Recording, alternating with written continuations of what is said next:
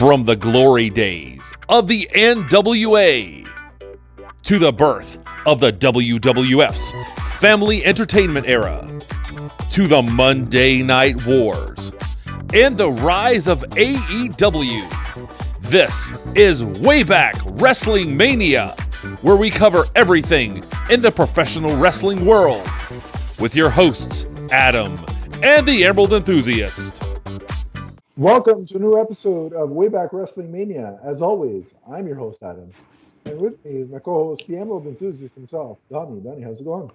What's up, wrestling fans? It's the man whose ring runs on fanboy energy. It is the Emerald Enthusiast, and we're here to talk about all the happenings in the world of professional wrestling. Right, and we haven't done one of these in a while, and that's on me, and I'll take most of the blame, not Donnie. But we're gonna do more of these in 2023. So we'll strive to definitely do that. And one of the reason mainly that I think it's important to do one now is because there's a lot happening in the world of wrestling, and a lot of it isn't what's happening in ring, if that makes any sense. I mean, it is on the WWE side of things. It is what they call WrestleMania season, and so that's important because the Royal Rumble is a week from this recording. And that's usually the kickoff of WrestleMania season. But there's been a lot of news surrounding WWE and Vince McMahon, because as a lot of people probably know, if you follow professional wrestling, back in the summertime, Vince McMahon, and I use this word very loosely, retired, because of how can we say this? Scandals related to extracurricular activities. There you go, because we got to make sure. I mean, this is going to be marked for over 12 and over, but at the same time, there's certain standards that we have to adhere to. I'm trying to make it as sound. Here's what it is. I know this is going to be marked for an older audience, but I'm trying to make it sound as polite as possible before eventually having to go, but maybe into the not so polite place.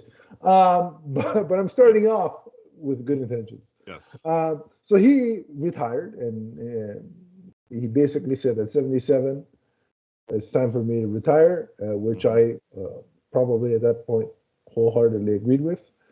But he's back. Unretired, which is very common in pro wrestling. He's unretired himself. Yeah. And the reason he is unretired himself is because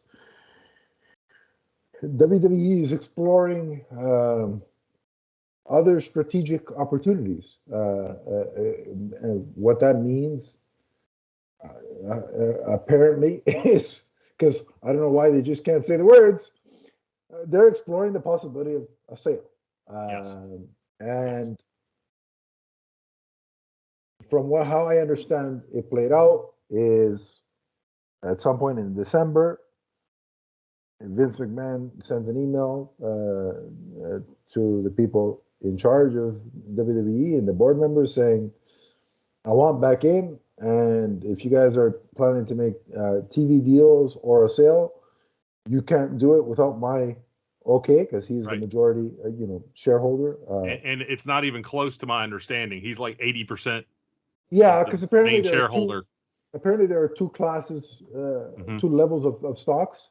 Yeah. One that is just, hey, we when the stock is good, we make some good money, and the other is that plus, hey, we actually have say in this freaking company, and that's the one that Vince has majority shares in. Yeah. So he basically, let's call it what it is. To me, it sounds like he strong-armed himself back in there by saying, you can't do anything via TV rights or a sale without my approval and without my signing off on it. Yes. So he's back in as co-chair, and he brought two former employees back with him to serve on the board. I think it's George Barrios, and I can't remember the woman's name. It's escaping me. And in conjunction with that, I don't know if it has anything to do with it. Probably does. I mean, they're not going to reveal the factual truths 100% of the time. But Stephanie McMahon has resigned. Yes. As co-CEO. And that may be partially due to she had a surgery of some sort. I don't know the details, but I do know that that's confirmed. She was in the hospital. Yeah, so. I think it was her ankle or something like that. She had to have something fixed. Yeah. Right. So Stephanie's out. Vince is back in. Now, throughout the whole process of Vince coming back in, there's been this song and dance of creative and all the other departments are not going to change. Yes. Vince, according to the official press releases by everybody involved, Vince included, is only there to facilitate the TV rights and a potential sale. That's his main role. I like to believe that the creative is not going to be affected because Triple H is doing, I think, a fantastic job. I mean, 2 weeks ago, agree. 2 weeks ago, Raw had a bit of a dud, but it's recovered since, and SmackDown has been pretty good the last 2-3 weeks.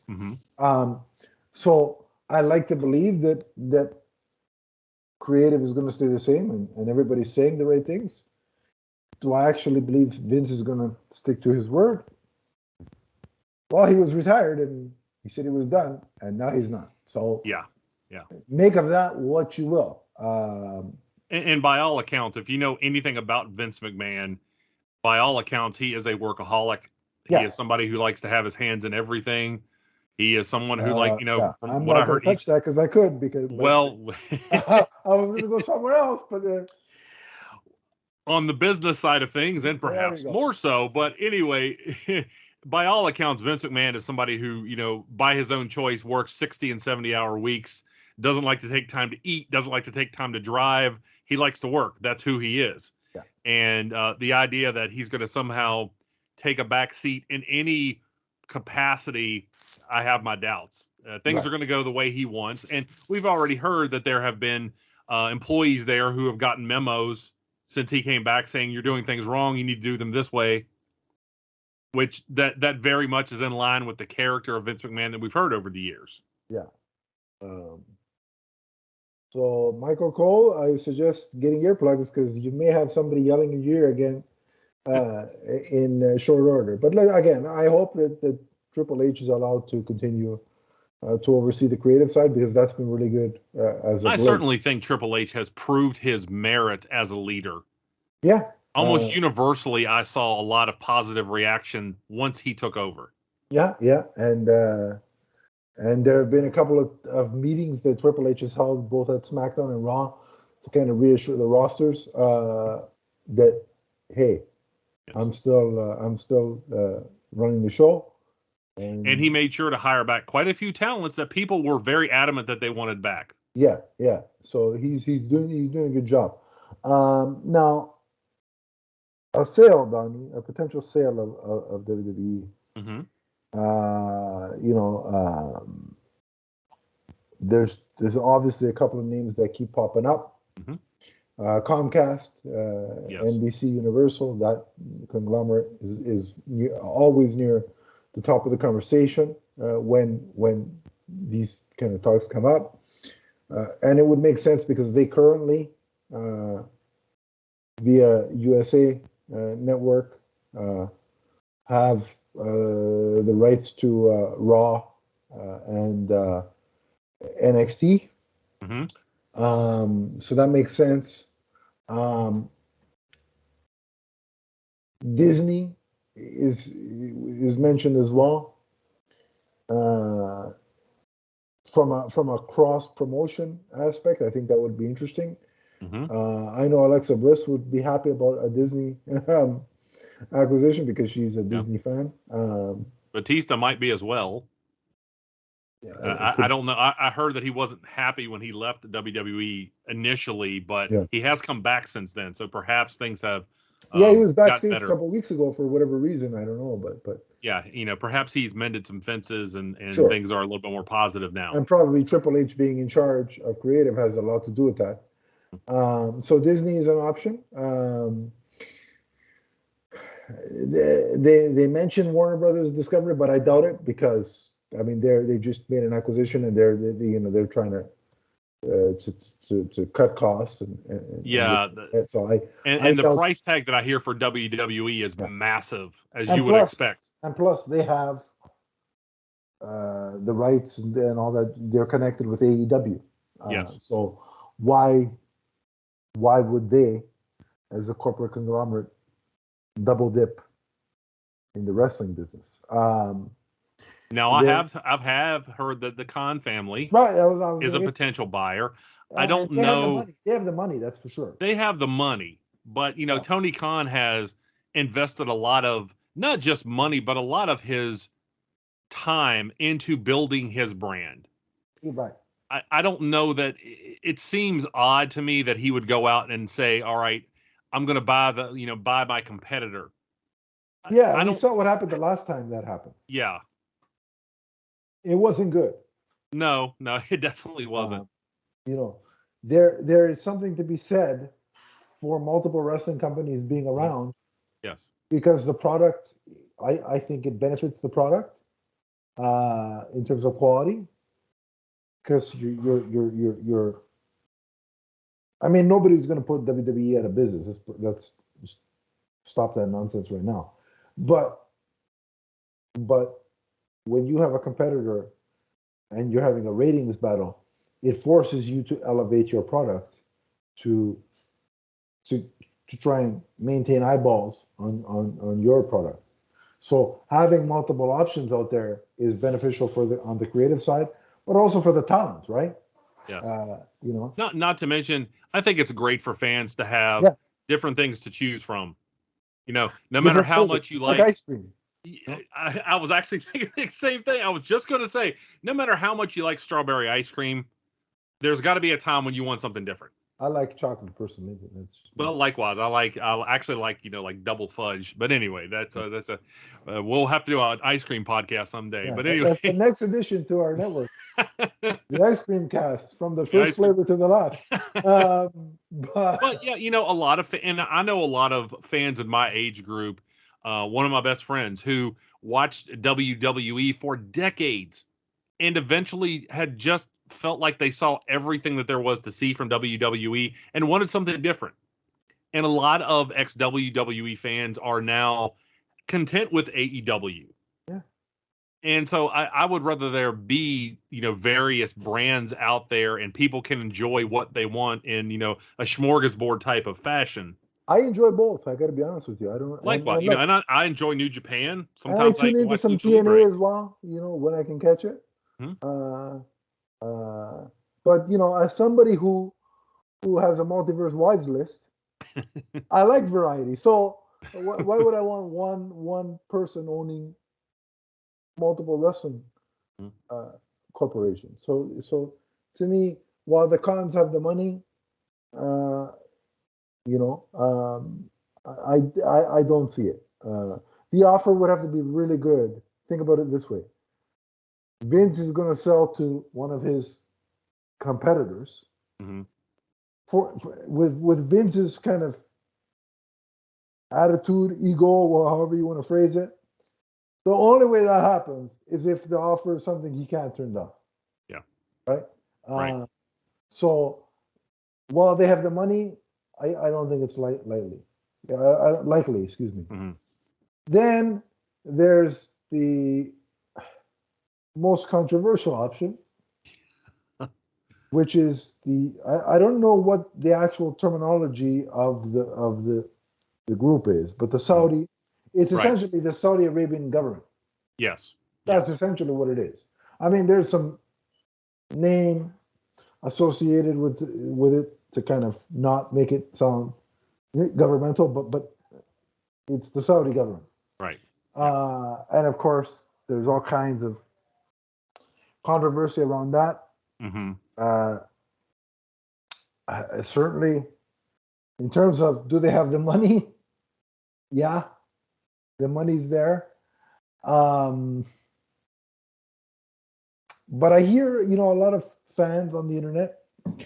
Well, if Vince sells to the Saudis, I'm done with WWE because I won't watch. Again, there's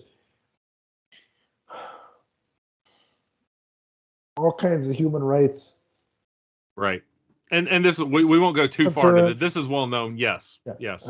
So I get people's frustration. However, as well as the possibility, there's been some, and I have no idea how much validity there is to this, that possibly the U.S. government trying to step in and stop the sale. I don't know, but you're saying if it was to the Saudis, I have heard that possibly that I could see, yeah. but what I'm gonna say is, and I don't look. There's a lot of when you think about what goes on over there and the things we've read about and heard, I don't agree with any of that. However, if you're a wrestling fan and you're saying, well, if they sell to the Saudis, I'm done with WWE. Okay, that principle is all well and good, but are you watching WWE right now? If your answer is yes, guess what? They have a multi-million or billion-dollar already in place with the Saudis for the crown jewels and and whatever. There's another one. There's something else. There's multiple events over there. So if you're already watching it, that promise or declaration, you can throw it out the window. And I think it's great for fans over there that they now have access to WWE. And I don't think this sale is going to happen either. But, there have got to be a lot of Saudi fans who probably don't, we know would not approve of some of the things their government does. Of course, yeah. But at the same time, those fans are, just as valuable as fans anywhere else. And right. And I'm glad that they have access to WWE, separate from any feelings we may have about their government. Let's for a second pretend that the Saudi sale goes through. Okay. Here's why I think Vince McMahon would like that sale. Because A, that'll net him a lot of money. Yes. B, it'll take the company private again, and he doesn't have to deal with all the shareholders and regulations and you can't do this, you can't do that, you have to do this, you have to do that. He doesn't have to deal with all that stuff. So that's B. C, I think the Saudis are the only ones that if they acquire it would allow him to run things. Yeah. Because I don't foresee Comcast or Disney saying, all right, we're going to buy this, and hey, Vince, you can run it like you want. No. Right? So I think one of the only three, aside from the money and being private, the other benefit for Vince would be I can now, if he really wants to get back, if deep down he wants to get back at the creative, I think that's the only partner that would let him do that. Mm-hmm.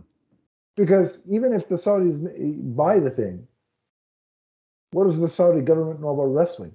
How to run a wrestling company? They don't. So they'd be more inclined to leave either Vince or the status quo of Triple H and team running things. Yeah. Okay.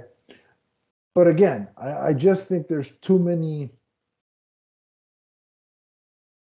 issues there with selling to the Saudis. Yeah. Any kind of international sale, you're talking about very complicated circumstances. Also, Netflix has been bandied about because they've been getting into live sports with Formula One. Well, everything these days is competitive streaming. All these streaming services are buying up these properties because they are competing against one another. It's not just TV ratings anymore. Yeah. So WWE is all of a sudden a very attractive, media franchise. For me as a person, my top three would be, for the sake of logic, I'm going to say Comcast, NBC Universal is a top choice. Okay. But I'd be okay with Disney and or Netflix, because guess what? Then all the access that I don't have on the current iteration of the WWE network, I'm assuming that would port over or be an option on either Disney Plus or Netflix. Yes. Which would benefit me because I have both of those. So Adam would be happy in that respect. But I still think it's going to be Comcast if there is a sale. That's my bet. So Donnie, just some of your thoughts. Who do you think, in your opinion, who would you say has the upper hand? If I had to guess anybody, I would guess Disney. I don't doubt them anymore after some of the acquisitions they have made. Between Star Wars and Marvel, I didn't think George Lucas was ever going to sell Star Wars. Yeah. And yet what was it, $3.4 billion? Billion with a B, by the way. That's an amount of money that I can't even. Disney isn't hurting for money. They got money. Yeah. So if they think that, in WWE, by the way, for those who don't know, and I can't imagine why you'd be listening to this podcast if you don't know, but welcome nonetheless. But WWE goes far beyond just the wrestling shows. Yeah. They sell a lot of merchandise. They have wrestlers involved in a lot of different types of media. They sell a lot of different things. And so they are something that they're a brand much like Star Wars and the Marvel Universe, where Disney can reap benefits, untold benefits in the future if they would buy WWE. Right. Yeah. So that's just a guess, but really at this point, nobody knows. Right. I mean, we'll have to see how it plays out, but interesting times in the as Eric Bischoff likes to say, the business of the wrestling business. So I thought you were getting ready to say controversy creates cash. Well, because if that's the case, yes. So interesting stuff. We'll have to wait and see how it pans out. But look, I'm pretty much at this point,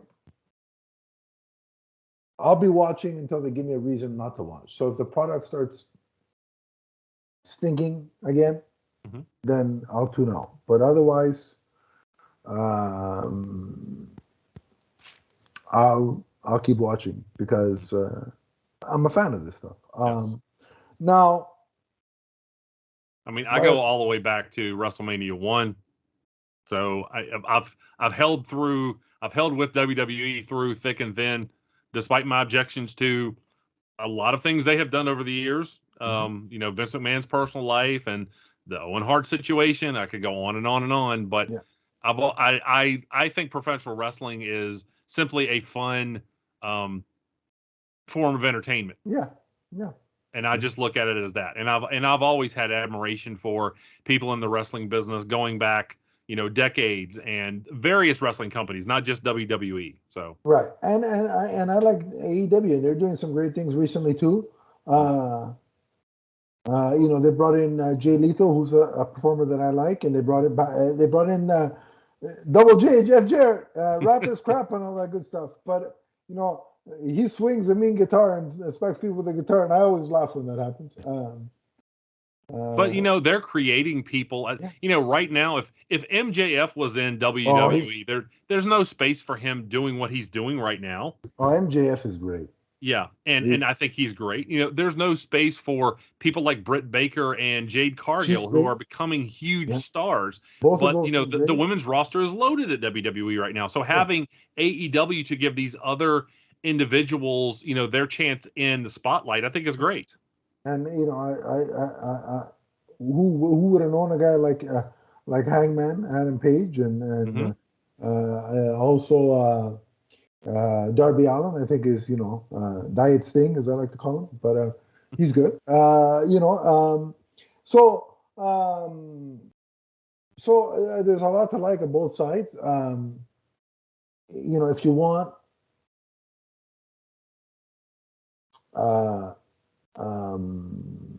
if you want a focus on lengthy matches and quality matches, AEW provides that in spades. Yes, and they're an edgier company. Yeah, and I think with certain storylines they could use a better build, but guys like MJF and what he's doing with Bryan Danielson, or it's a really good storyline right now. So there's that, and then WWE's got some great stuff heading into the Rumble and WrestleMania with, and we'll transition to that now. So Donnie, it seems pretty. I'm going to call it right now and say, we just recently heard that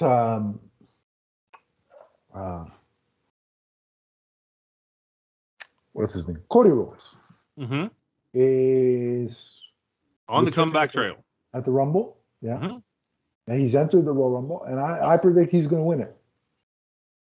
My prediction. I noticed that with their latest graphic, he was in the middle of all the performers, which usually, to me, that kind of is a clue that you look back on WWE media throughout history, they kind of give you clues about who's going to win and what's going to happen. Okay, interesting. I got to go look back at the Rumble posters and see who's in the middle, and then see. But no, I just remember WrestleMania 7. Remember when Hulk Hogan was wrestling Sergeant Slaughter? So Hulk Hogan was going for the belt, right? Right. And there was this poster put out, and it was Hulk Hogan standing above the arena, just Hulk Hogan with an American flag. Now, gee, I wonder who's going to win that match. I was just like, okay. So I think Cody's going to win it, the Rumble, and then I think he's going to be the one to dethrone Roman Reigns at Mania. That's my prediction. Any thoughts on that? Well, is there anybody hotter than Cody Rhodes right now with the fans? Obviously, he wrestled, in my opinion, the best match of his career against Seth Rollins, the match where he was injured. Yeah, that was hard to watch. That was oof. It was, but it was memorable, and it's the kind of thing that gets people on board. And maybe Cody Rhodes isn't your favorite wrestler, but I think it's important to look at somebody and say, okay, they have momentum right now. Yeah. And Roman Reigns has worked as hard as anybody can, but at the same time, he's getting a little bit older, and we've already seen that he's going part-time. And he can't do this forever. And how much longer can this run of him being champion go? Yes.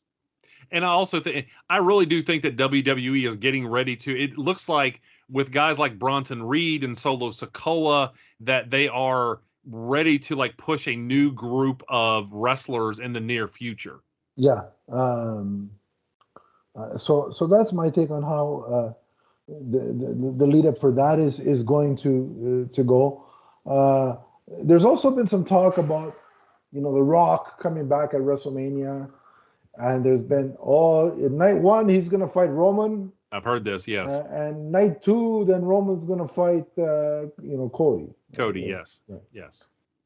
But now there's been some reports saying that The Rock apparently again, according to the dirt sheets, so sometimes they're right, sometimes they're wrong. But The Rock has informed WWE that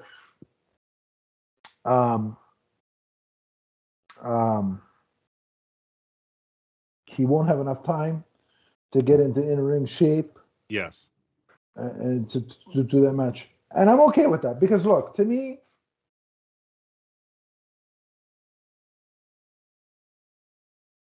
what purpose does that match serve? To have The Rock come in and lose to Roman Reigns. Yeah. Because The Rock's not coming in to win the belt again at borderline 50 years old. Yes. So Roman Reigns is actually, I think he is 50 now. Yeah, but so clearly he's not coming back to be the champion. He's not coming back as Black Adam. So what is the point? What's the point of this feud? Like Roman is over already.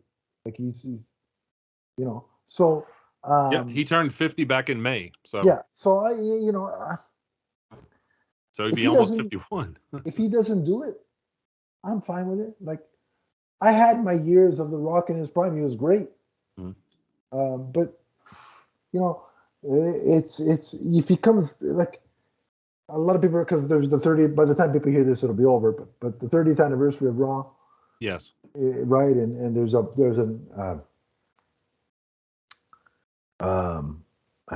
acknowledgement scenario or celebration for Roman, and the whole bloodline family is going to be there, like the whole gang of 300 relatives apparently, or however many it is. And so speculation is The Rock's going to show up, and that's going to start the feud. Yes. To WrestleMania, but again, look, if it happens, I don't see the point, but I'll watch it, of course. Yes. But I like, I'm not pinning myself well, for WrestleMania to be good, The Rock's got to fight Roman Reigns. Like I'm more interested in Cody. I'm more interested in Cody beating him. Well, let me be honest. I'll come at it from a different angle. I'm more interested in the main event at Royal Rumble. I never get tired of Kevin Owens and Roman Reigns going at one another. Right, but we already know that Roman's winning that. Yes. If he's going to lose, he's going to lose at Mania. And do I think Kevin Owens is somebody? But I've loved this feud. So. Yeah, and Kevin Owens is somebody that I could realistically see dethroning him if they had chosen to go that route. Obviously, that's not the route they're going. But the route that they're going, it wouldn't surprise me if we see Kevin Owens and Sami Zayn against the Bloodline at WrestleMania. Yeah, because I think that's what they're setting up is that Sami is finally going to come to his senses and be like, these guys are using me. And look, kudos to Sami Zayn. He's a guy that I really, beforehand didn't really care for. Like, I thought he was ridiculous. The antics were stupid. But this whole being with the Bloodline has kind of turned me around on him, and I like what he's been doing. Now, having said that, I still think his choice of hockey teams is ridiculous. But he's from Montreal, so I get it. Well, I always loved El Generico, and I hated that Sami Zayn was put in that to work against Johnny Knoxville at WrestleMania last year. To me, that felt like a waste. Right. And the fact that he's now involved in an angle with the tag champs and the world champ, at least that gives him something important to do. So I think you're right there. I think it's going to be Sami Zayn and Kevin Owens versus the Bloodline at WrestleMania, and I think they could win the tag belts.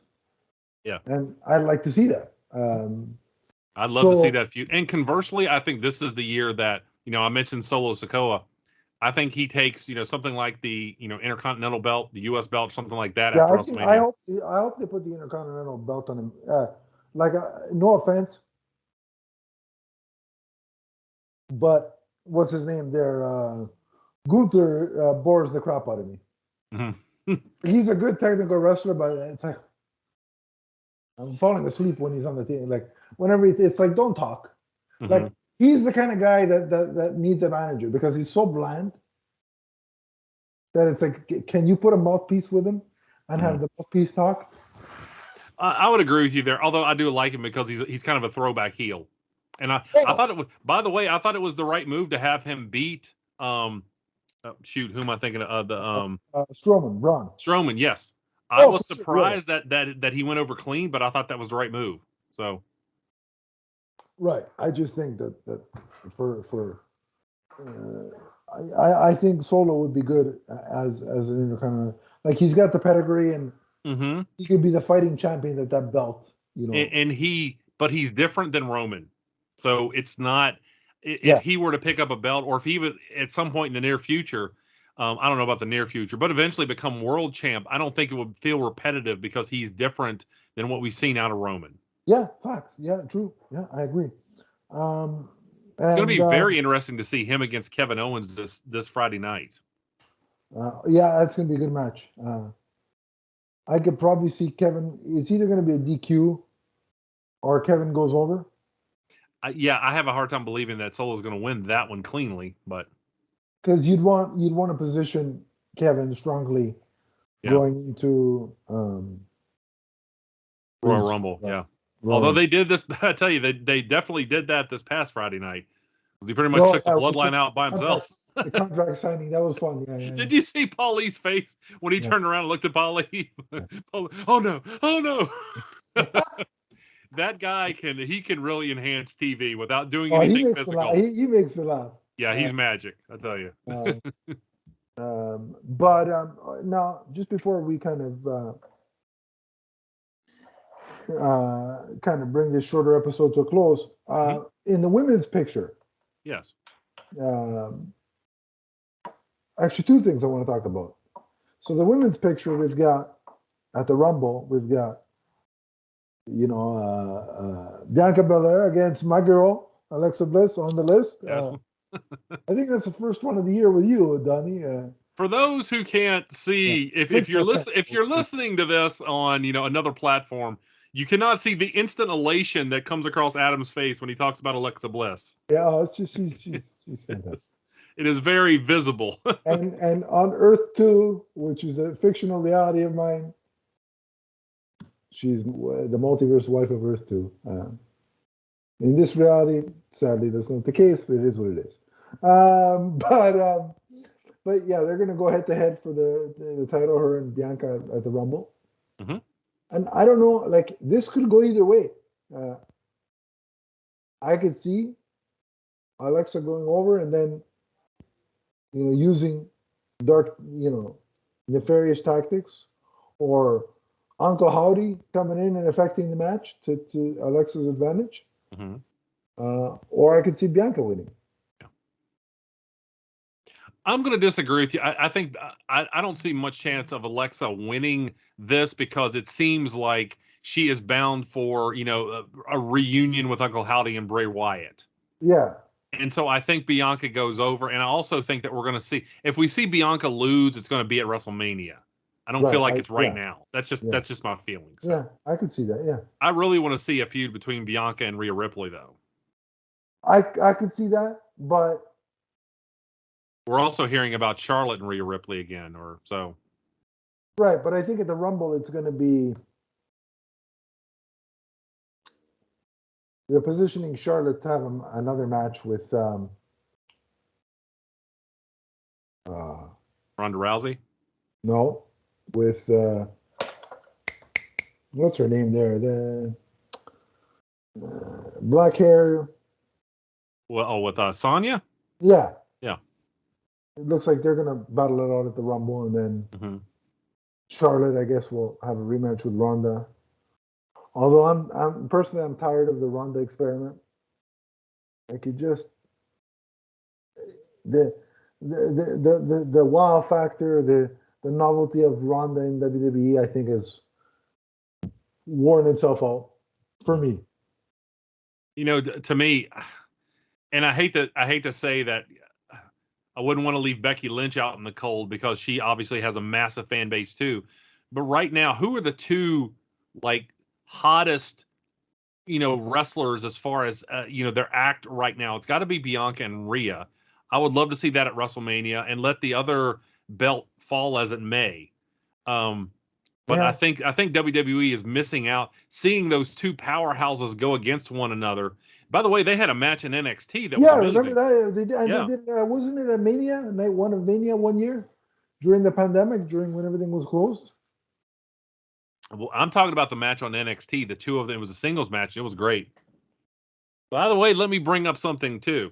Since we're talking about the bloodline, we've now seen Judgment Day get up in the face of the bloodline. Could it be that we see somebody return to kind of act as Rhea's counterpart? Okay. And I'm talking about, there's been rumors that possibly Nyla Rose is on her way back. Really? Now that would be interesting. And again, I don't know, wrestling and rumors go together, Nyla Rose to WWE? Yeah. I've heard some of those rumors. And again, the wrestling and rumors go together, cereal and milk, but doesn't mean that there's anything to them. But yeah. I thought about that. I was like, we get this bloodline reunion. We have Rhea, kind of hanging around and being a thorn in the side of the bloodline. It does seem like possibly that they're looking for maybe to add, a a female aspect to the bloodline, and that would make the most sense. Yeah. So we'll see. It's going to be interesting for sure. Although it looks like Solo was ready to pop her on Monday night, and she wasn't scared of him either. Look, so the only thing I don't buy, and look, somebody said this on a YouTube. I think it was what's his name? The Bubba. Bubba Ray. Yeah, whatever his name is now. The Dudley. Ex Dudley. Yes. The one that The Rock did the stuttering. It doesn't matter to, which still makes me laugh. That's great. Yeah. No offense to anybody that stutters, but I mean, it's fun.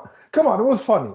Right. Can we not laugh at that? Like there's certain things you can look back on and laugh without getting. Right. And by the way, Bubba doesn't actually stutter. It's not like The Rock was making fun of somebody who actually stutters. Yeah, like it's fiction, folks. I would. Yes. I don't think The Rock or anybody that has any sort of a soul would actually make fun of somebody that stutters. But by the way, if you've never seen the Dudley Boys in ECW, as great as they were in WWE, go back and find some of their ECW work. It was just amazing. You know who should watch the Dudleys and power bombing people through the table? That woman on AEW, that whatever her name is, Willow something or other, because she needs them to not do that. Because she almost killed Anna Jay there. Excuse me, wait a minute. With respect to Anna Jay, I don't know how her head's feeling, but Jungle Boy, you lucky, you know what you are. But in an alternate universe, she's also on the list. Yeah. I'll just say that I think, by the way, I mean, the crowds are getting behind Willow. Don't get me wrong. I'm not saying that. Oh, no, but she needs some wrestling work. Well, and I really feel like AEW does things like that far too often. Remember Donnie, remember Dusty Rhodes when he said, if you can't do something, don't do it. Yeah. It was more vulgar. Yeah, it was more vulgar, but the word for excrement. Yes. But you remember that quote, right? And he said that to Ray Traylor when he knocked out a jobber. Yeah. Yeah. And so it's I think Willow should take that advice. Don't be putting people through tables. You can't do it. And like I said, I'm going to go, just a step further with that. I feel like I see too many wrestlers on AEW doing that when it doesn't need to be done and doing it when they don't have the experience to do it. Yeah. Somebody's going to get hurt. Just because you can do something doesn't mean you need to. Yeah, exactly. Yeah. So I that's the benefit of NXT is that it's a training ground for these people. And I think AEW needs something like that for these people, for these, for the Willows of the world. And again, I'm not. Well, they have the YouTube show. I believe it's called AEW. But I don't think that's enough, Donnie. I think that's just trying to get them visual exposure, like to the audience. Yeah. So that if they show up on, Rampage or Dark, or sorry, Dynamite. Yeah, that people know who they are. I think it's less about actually training these people. And I think that should be a focus for some of these people, but it's the only other thing I'll say, because I agree with you. I'd like to see Rhea, especially in her current quote unquote villainous heel kind of form, go up against Charlotte. I think that would be a good rivalry. But I gotta. We've seen them wrestle before too. Yeah, but I think now with them both, with now one being a clear babyface and one being a clear heel, I think now it would work even better. The other thing I'll say, I mean, kind of, sort of, but I don't buy Dominic Mysterio as some hardened ex-con criminal. This guy, listen, this guy. I don't think you're supposed to. but it's ridiculous. And look. Rhea could blow him over with a sneeze. Like, she could knock him out for 4 weeks. That's number one. Number two, this guy doesn't look old enough to have had his first wet dream yet. You telling me he's some hardened criminal? I don't think so. I'm sorry. He was in the clink for 3 hours, man. Yeah. I like how he talks about all the things he learned while he was in there, and I'm like, in 3 hours? But listen, with the toothpick, listen, you can't. You're not Razor Ramon. You cannot do that toothpick. It doesn't have the same cool factor in your mouth as it did in Razor Ramon's mouth. So drop the toothpick, drop the nonsense of the hardened ex-con. Can somebody beat the crap out of this guy and send him back to his father? Because I don't buy this gimmick, and it's ridiculous, and that's all I got to say about that. I really like the heat that he got on himself when he told the crowd, and I don't remember, he told the crowd, I don't remember which Raw it was, that Eddie Guerrero was that generation's Dominic Mysterio. Boy, did they go off on that. You're nowhere close, sir. And I know it's an angle, it's a gimmick, but you're nowhere close to Eddie. You need a lot more work. He's just too, Donnie, he's just too clean to be a heel. I just don't buy it. I look at him and it's... Well, I think that's what the problem was, is that he came off as Daddy's little boy, and they're trying to differentiate him now. And I think that the skits over Christmas and Thanksgiving at least went a certain degree into doing that. You can turn him into a heel to a degree, but this ex-convict crap is getting... I don't think they're going to keep this up, but I just think it's funny. And honestly, him calling Rhea mommy is just weird. When he told the police, my mom hit mommy, that was some good stuff. Yeah, but it's just weird. It's like, for that skit it worked, but it's just on regular TV, it's just weird. Let's be honest.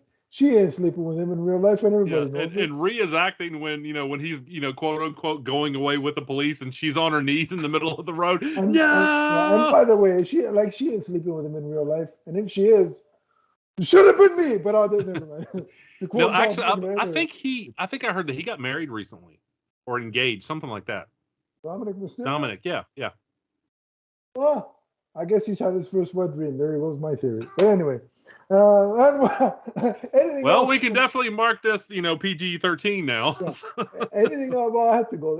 Just anyway. That, but we're going to be back. We're going to see maybe about reviewing the Royal Rumble. We're going to see if we can make that work. For sure, we'll be back for Mania. That's a definite. Yes. So we will do more of these, and we will highlight some. We will go back and feature episodes highlighting classic wrestlers. This year. So that's the plan. So stick with us. We're sorry for the long wait between episodes. And go back and check out our WrestleMania podcast too, by the way. Yes, and we'll work. Yeah. We'll work to rectify the wait time. That's a good idea. And if you like wrestling figures, go to my YouTube channel. That's the Emerald Enthusiast, and you can see lots of reviews of WWE and AEW figures. Right. And besides your YouTube channel, where else can they find you?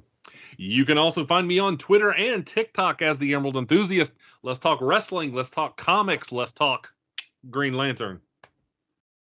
And if you want to talk to me, you can at Adam_LeafsFan on Twitter.